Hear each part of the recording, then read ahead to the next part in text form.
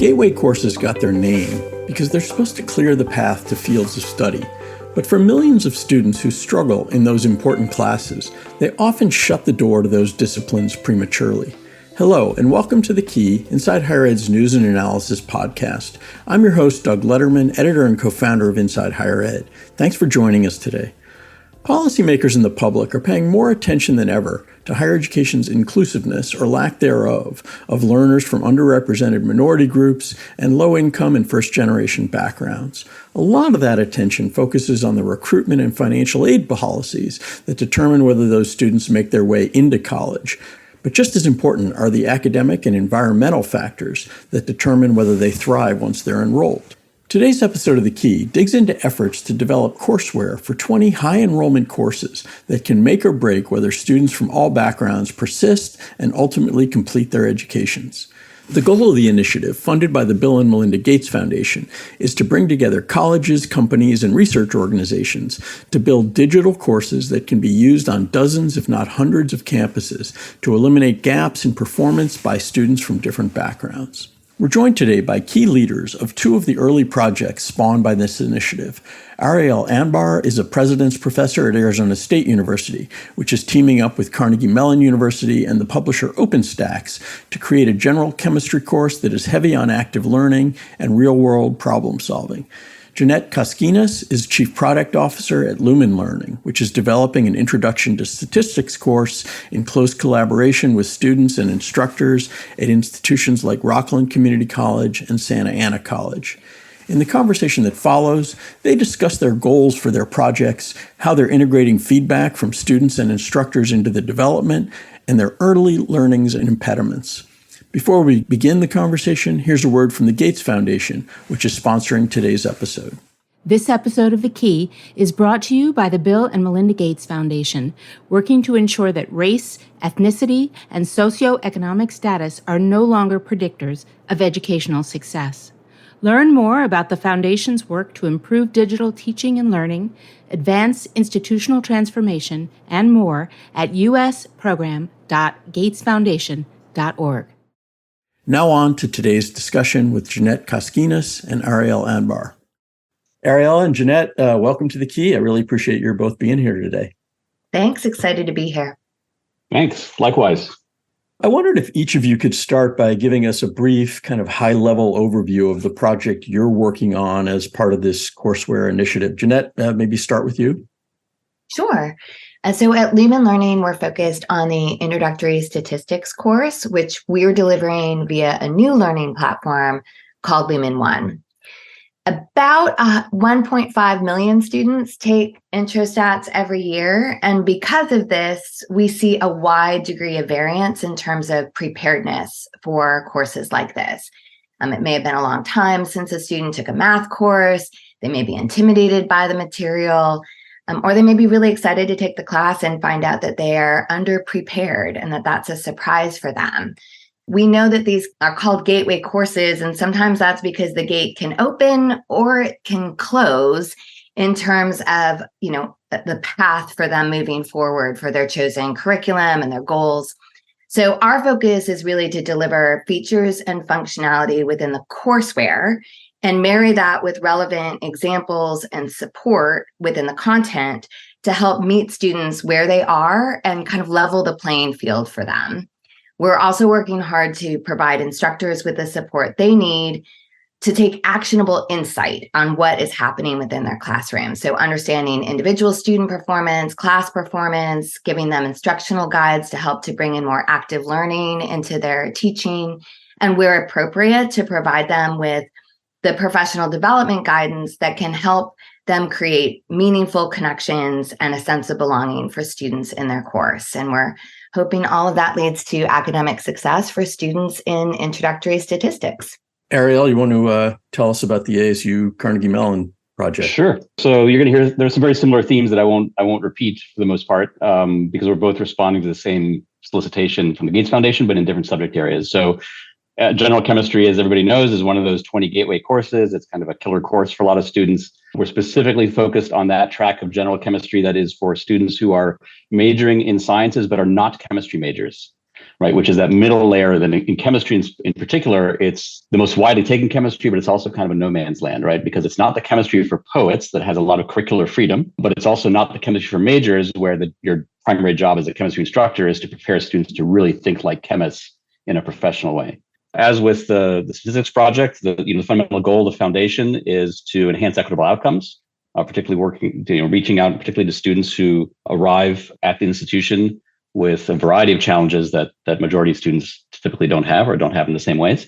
Our focus of our project is to address that in two major ways that came out of a bunch of research that was done in the first year of the project. And that is to develop course resources that are very responsive to the learners in various ways, to their individualized needs. So that takes you down the path of personalized adaptive learning in part, but it also takes you down some other pathways as well in terms of how do you better connect students to faculty, how do you better use courseware to engage faculty in the individualized needs of the students, because not everything can be done through automated systems. And then in addition, alongside responsiveness is relevance, right? How do we make this subject matter, which generally is taught in ways that are very abstract and seem disconnected from the real world, how do we make that more relevant to the students so that they're motivated and interested and see why they're doing this? And that is a challenge in all intro STEM. It's a particular challenge sometimes in Gen Chem because Gen Chem is often taught by chemistry faculty who are into it, right? They're excited about the subject for its own sake. They want to bring the wonder and joy of chemistry to the students. But the typical student in that middle lane of chemistry, they're not there to be turned on to the wonder of chemistry. They're there because they want that health science degree. They want to be a doctor. They want to be a nurse, whatever it is, right? They want to go into industry. And if you aren't showing them in a really integrated way why this matters, then it's going to be hard for them to be motivated. And Gen Chem is a fire hose of content. We could get into the different sciences and why they've evolved a little differently and how they're taught. But chemistry in particular, I think that general chemistry, that year one intro chemistry, it's a huge stack of material that for a bunch of structural reasons is very hard to trim down. And so finding ways to motivate the students, or not to motivate them really, the way to think about this is to find what their motivations are and tap into that. That's a challenge. To set things up a little more, I wanted to ask both of you, and maybe start with you, Ariel, what it was about this project and this work that attracted you personally and your colleagues at Arizona State to participate in it.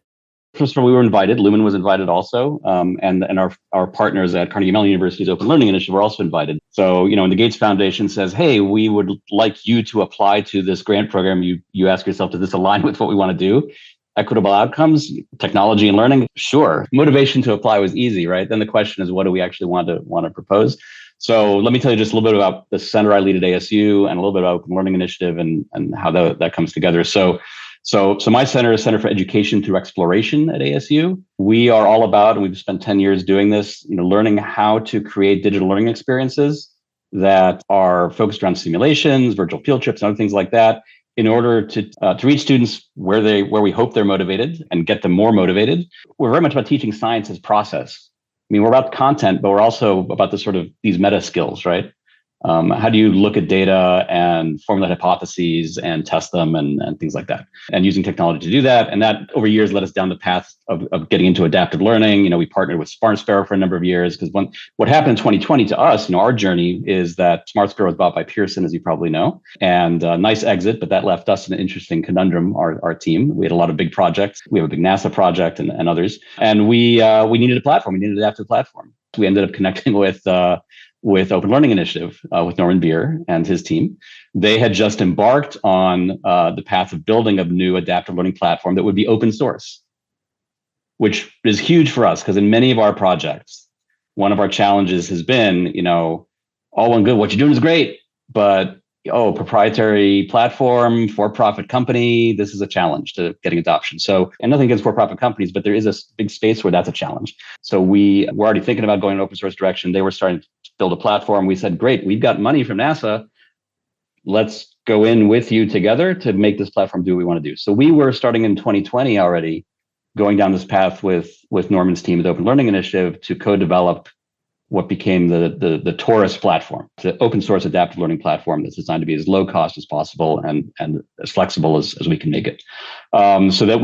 So when we were individually invited, along with the InSpark network at ASU was also invited, which was a spin-off of Smart Sparrow that we brought into ASU. All three of us were invited to compete. We said, well, this is silly. We're all using the same platform. We're all trying to advance it. Let's get together and do something jointly. OLI had a pre-existing body of chemistry courseware and some really good chemistry folks that we could evolve from. I'm a geochemist. My undergraduate training is in chemistry and geoscience together. So I've taught Gen Chem, so that it was kind of a natural space for us to go into. And so that's really kind of how this came about. Jeanette, maybe talk a little bit about Lumen's ARC. At Lumen, our mission is to enable unprecedented learning for all students. So this opportunity with the Bill Melinda Gates Foundation grant has allowed us to really dial in tighter on that mission, to explore how technology can support students, instructors, institutions to close the achievement gap and hopefully to eliminate race and income as predictors of success. It's allowed us to really center our work in equity. And we're doing that through listening to the lived experiences of marginalized students, by finding ways to facilitate faculty-student connection, and by building confidence and support that helps all students, particularly underprepared and underserved students, to be successful. I think for us too, the statistics course itself, there's no shortage to the relevancy of statistics in our daily lives, right? Literacy in statistics is important for all of us. We need it to better understand the news we consume, the politics we participate in, how companies make decisions, even how social media determines algorithms, right? It is all around us. So creating a course that could inspire and engage students in statistics, and one that actually supports them through completion of that course, felt like an exceptionally worthy cause these days.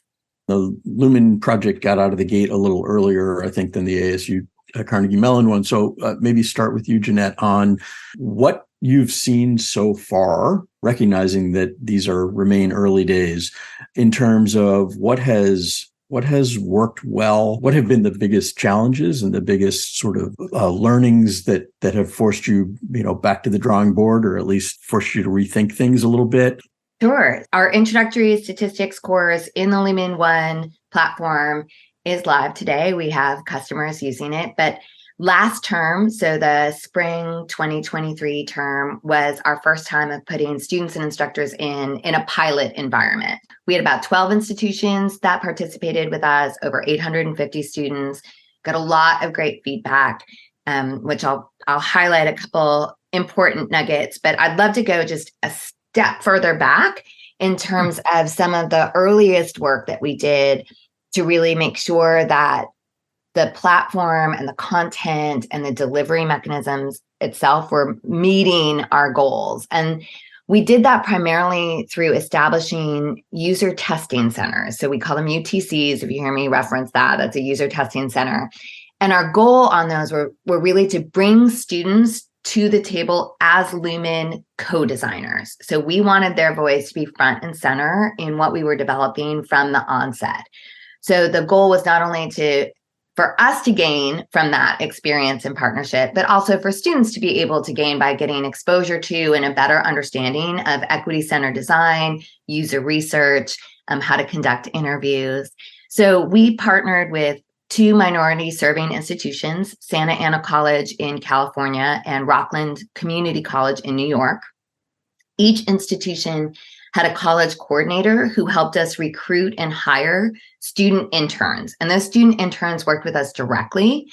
And we provided them with training in user testing and in research, but they were the ones who conducted our research cycles. So our research cycles were typically 2 to 3 weeks. They recruited and they interviewed their peers. And then in conjunction with us, they analyzed their data. And this was just, first off, I think it was great to have students recruiting and interviewing other students. I'm confident we got more honest feedback than if students were sitting in a room with me, talking to me about their experiences. We also were very cognizant of making sure that students were recruiting other students who had lived experiences, were first generation students, might be students who, were Pell Grant eligible. So we were really kind of building up that foundation of knowledge from students who were in the population that we are working to serve the hardest. They helped us on everything from just navigating the platform, like what made sense, what didn't, where were they getting stuck, where were they getting lost, through very specific feature development. One of the things in our introductory statistics course is because of that preparedness kind of gap that can happen for students for a variety of reasons, each learning kind of module or lesson starts with an assessment of prerequisite skills. Like, do you have typically the math skills that you need in order to be able to really dive in and develop the expertise in the rest of this learning module that you'll need? And we had originally called that a knowledge check. Sounded good to us, like it's a knowledge check. Do you have the knowledge that you need to move on? And overwhelmingly, students did not like that naming convention. We got a lot of feedback that, first off, they weren't sure what that meant. Did that mean we were testing their knowledge on the content that was in the course, the learning module itself? It didn't speak to them about kind of knowledge that they might need in order to do that lesson. Because it wasn't clear, it felt a little like a gotcha. Should I click on that or not? How valuable is this going to be? And especially for students who are trying to balance work and school, or trying to balance just acclimating to a higher ed environment, any sort of confusion that leads them to wonder whether they should or shouldn't do something is just lost time. It's just a waste of energy. And we also had students be very specific about, if what we were trying to do was assess how ready they were for the material that was upcoming, then why don't you just call it what it is? It's a readiness check. And so that shift in language, right, away from implying these are skills that students should have, this is knowledge you should demonstrate, versus skills you'll need in order to be successful, helped us not only kind of change the name, but also be thoughtful about the way we presented content. So when they get feedback on incorrect answers in that readiness check, it's much more robust. It actually leads them to additional material where they can get the information that they need to bolster their knowledge before they go in. So it serves as its own little mini lesson to make sure that we're not having students get lost or feel discouraged by the fact that they might not have the same set of skills or knowledge coming into a particular course that their counterparts do. We had over 170 students engaged in user testing center research with us. It was particularly rewarding to have our interns talk about that now they were excited about maybe pursuing a career in user testing or in doing research. And so it kind of opened up another world to them too about how courseware is developed and that there are real people trying to solve real problems behind the things that they're using in their classes today. And I think that really did improve our experience in the pilot period. We definitely still had hiccups. We had things that we learned from students that worked better than other things, but it allowed us to at least go in and even have conversations with those pilot institutions to talk about a degree of kind of scrutiny and a degree of attention to the material before they were using it in a pilot environment that built their confidence to be able to say yes to us.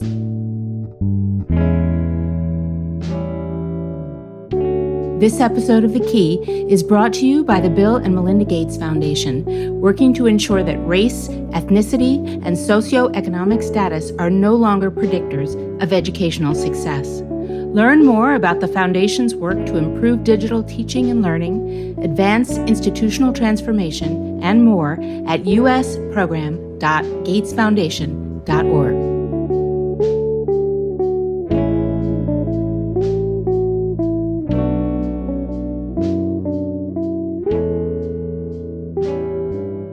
You're listening to The Key Podcast, and today we're talking with Ariel Anbar of Arizona State University and Jeanette Koskinas of Lumen Learning. Ariel, can you share a little bit about some of the learnings from the early stages of your work? In terms of our projects, we do get a lot of student feedback from the fact that we are faculty and we work with students a lot. And everything Jeanette said is absolutely right. And this project has, what it's led us to do is we created an equity team which has brought in some expertise into our project that we don't normally have in our teaching around specifically some of these inclusive and equity issues. And I've learned tremendously from that. And I'm not just saying that because it's fashionable to say I've learned from this. It's been really one of the joys of my career has been working with Rod Roscoe, who's our equity team lead, who is an expert in user interface design, but very much through an equity lens. And he's on the faculty at ASU Poly, and has become my mentor in this whole space. So this project has really catalyzed a lot of great learning. But I want to take it in a slightly different direction. You asked us what we learned. So instead of from the students, we've learned a lot. I've learned a lot from the faculty partners who we worked with. So we are building in part on work that the OLI team has done for years now, California Learning Labs project, with a number of faculty at a number of institutions in California, community colleges mostly, but not exclusively, using the existing legacy OLI Gen Chem courseware to try to understand where the issues are and where the challenges are. So we came into this project with a group of faculty who we could kind of learn from. I came into this project in particular with some pretty radical ideas of what I wanted to do with curriculum. Like I wanted to teach Gen Chem through the lens of the real world problems, right? Let's put those challenges first and foremost, and let's hook the Gen Chem to that. And I think frankly, that's the most compelling way to teach any science, right? But here's the problem with Gen Chem, which we learned from the faculty. We presented this vision that we thought is pretty cool of teaching through exploration of these real world problems that have Gen Chem in them.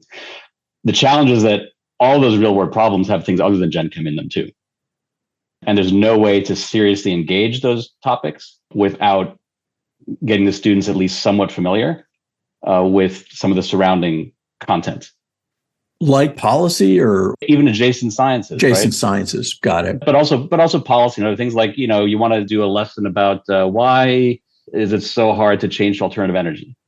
Well, there's chemistry in there, but the real world challenge is not just the chemistry. It's a whole bunch of policy and sociology and all this stuff, right? And so you want to treat that problem as like a real problem and get the students engaged with it in a real way.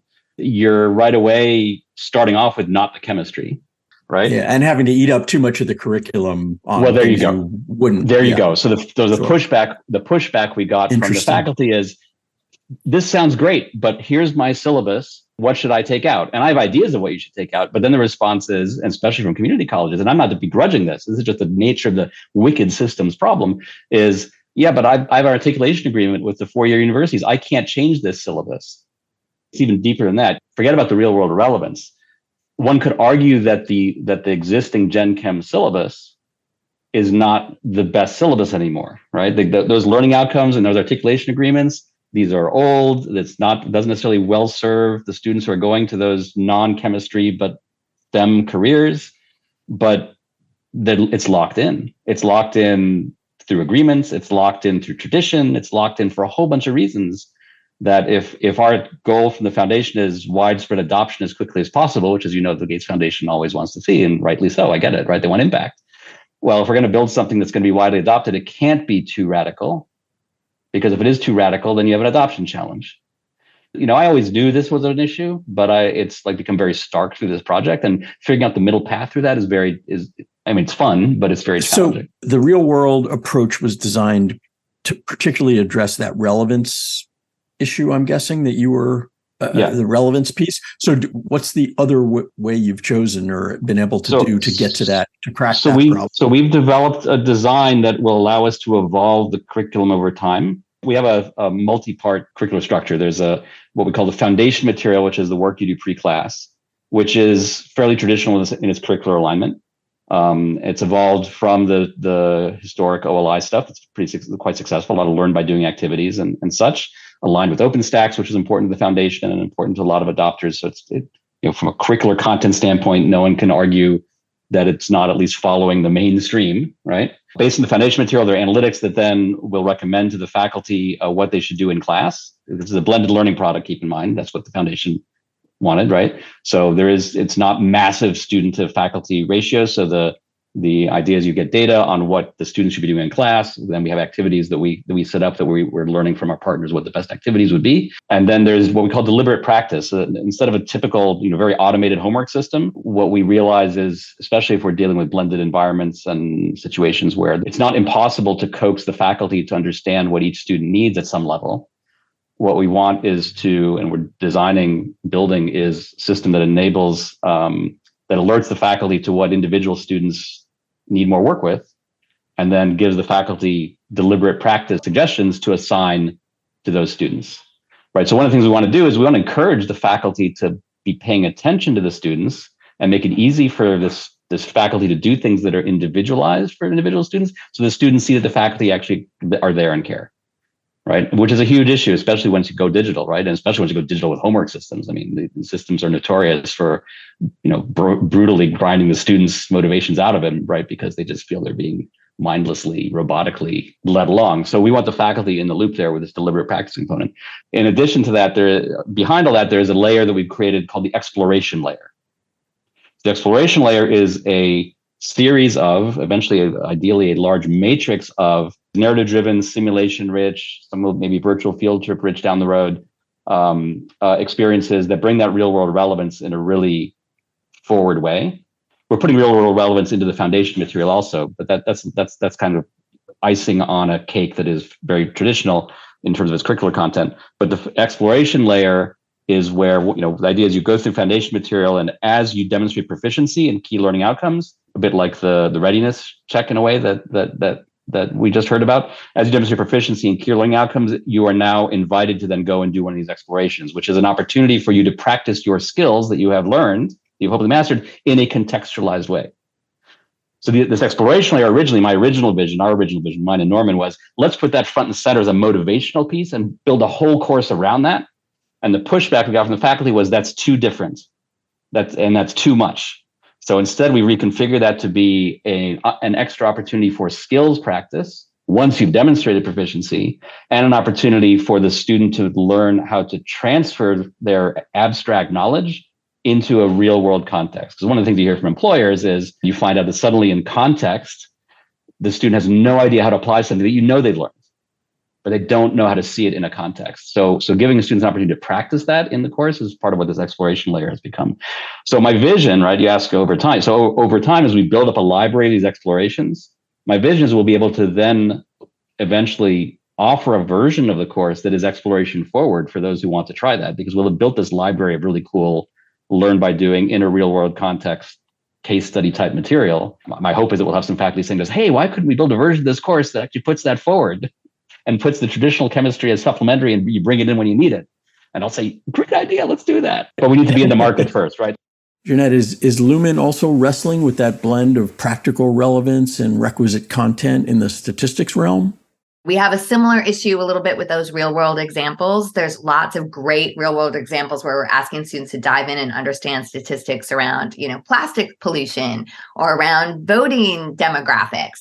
That open up all sorts of other conversations that could happen in a classroom. So what are we doing to also support instructors to make sure that we're, enabling them to have the best conversation possible about the goals of their course and the learning outcomes that are critical for introductory statistics, while at the same time helping to thread that concept that statistics is all around us, that you are consuming this on a daily basis, and that real world examples help you to see those patterns and understand what you're consuming in a different way.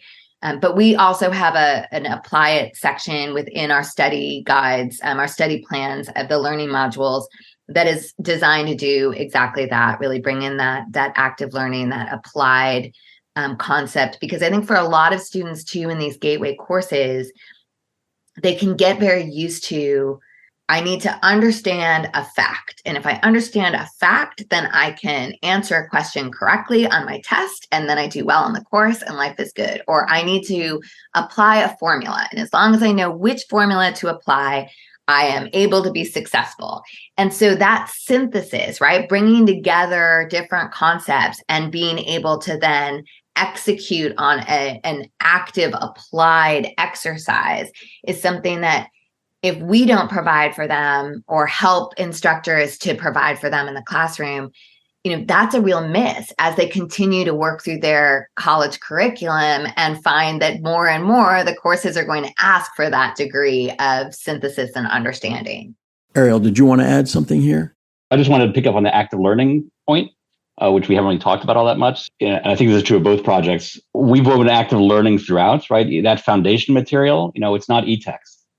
This is really important. It's not just text you read. We're putting in some really gorgeous videos. The foundation brought in Outlier as a partner. So which we're using in a very appropriate way for that sort of modality. But fundamentally, the way students learn here is through lots of learn by doing activities, even in that foundational sort of traditional curricular component. But then, as Janelle said, there's this other type of active learning, which is this kind of synthesis and learning in context and learning not just how to solve a problem in an active way, but how do you actually reason using this body of knowledge that you're learning about and apply it in some way that is a bit more metacognitive, right? It's one thing to understand to balance a chemical reaction. It's another thing to be in a real world kind of context where you realize, oh, I need to balance a chemical reaction here in order to answer this question that is important to me. And that's much harder, and it's much more synthetic, and it's emergent, and requires a different kind of active learning. So we've woven all that kind of stuff through the project. I want to close by talking about the faculty. A lot of faculty members probably want to experiment and try new things, but they're often boxed in by curricular requirements, as we discussed before, and they're not necessarily rewarded for experimenting with new teaching methods. Are the professors you're working with excited about teaching in a new way? Almost all faculty want to teach better if they can. I mean, it's pretty hard to find a faculty member you sit down and say, hey, do you want your students to do better? Do you want to are you happy with the you get an honest conversation, right, over beer or whatever. Are you happy with the teaching modality? And they'll go on expansively about the problems with the way we teach, right?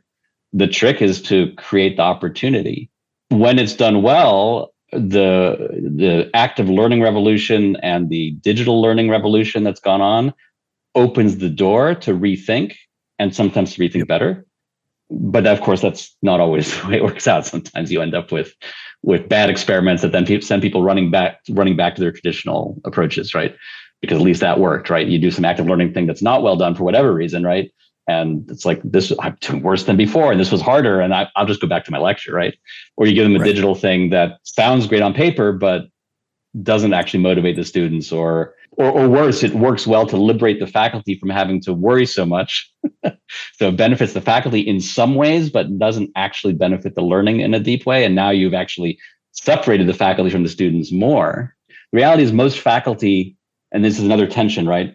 On the one hand, we want to create best of breed courseware, and we don't want everybody wildcatting doing their own thing, right? Because we know that leads to a lot of bad stuff because people are experimenting, they aren't trained, whatever, right? But at the same time, we also know that most faculty are not interested in adopting something off the shelf that somebody else created, just here's the way it is, right?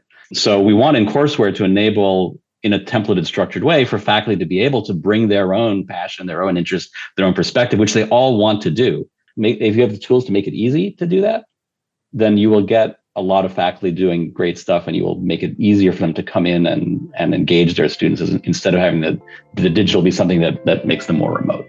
That was Arizona State University's Ariel Anbar, who was joined in today's episode of The Key by Jeanette Koskinas of Lumen Learning.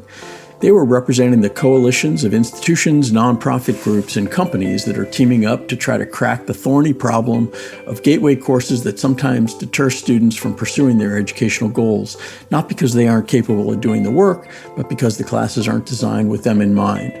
One of the most heartening things about these projects is a way they're pulling smart people and committed organizations together to try to attack a wicked problem in higher education, trying to overcome the siloing that often has individual institutions and departments within institutions addressing complex issues on their own. The last episode of The Key, which focused on the similarly persistent dilemma of student transfer, explored how state systems and other organizations are similarly collaborating. And I'd love to call out other good examples of that sort of work in future episodes of The Key. Please reach out to me with suggestions. You can reach me at doug.letterman@insidehighered.com or on numerous social media platforms with your ideas. That's all for this episode of The Key. We'll be back soon with our next episode, our 100th. I'm Doug Letterman, and until then, stay well and stay safe.